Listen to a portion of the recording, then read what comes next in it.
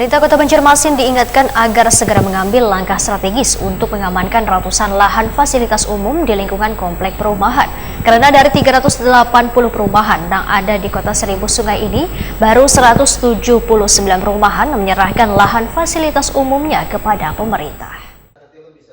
Pemerintah Kota Banjarmasin diingatkan agar segera mengambil langkah strategis untuk mengamankan ratusan lahan fasilitas umum di lingkungan komplek perumahan. Karena dari 380 perumahan yang ada di Kota Seribu Sungai ini, baru 179 perumahan yang menyerahkan lahan fasilitas umum kepada pemerintah.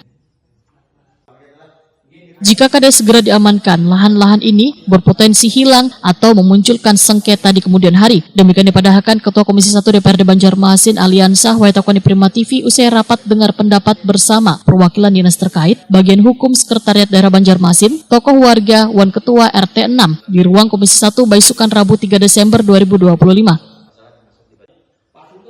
Politisi dari PKS ini pun menyatakan masalah sengketa fasilitas umum sudah terdapat di beberapa titik, salah satunya di Kelurahan Pemurus Dalam Banjarmasin Selatan. Lahan-lahan fasum di komplek perumahan yang sudah berdiri puluhan tahun ini bahkan telah menjadi aspirasi warga ke DPRD Banjarmasin. Salah satu penyebab munculnya kekhawatiran warga adalah karena lahan fasilitas umum di beberapa perumahan yang berdiri sejak 1985 belum resmi menjadi aset daerah. Padahal sebagian pihak mulai mengajukan penerbitan sertifikat atas lahan yang seharusnya menjadi fasilitas publik. Jadi ada 328 perumahan fasilitas umum yang baru menyerahkan baru 179. Nah, insya Allah nanti kita dengan Komisi 3 lah, kita Komisi 3 juga untuk menanggapi ini.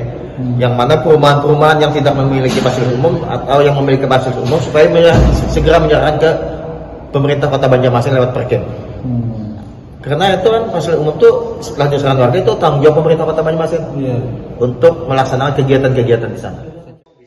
Aliansa menyatakan kasus sengketa lahan fasilitas umum yang muncul di Pemurus Dalam seharusnya menjadi peringatan bagi pemerintah kota agar lebih serius dalam menata dan mengamankan seluruh lahan fasilitas umum di Banjarmasin.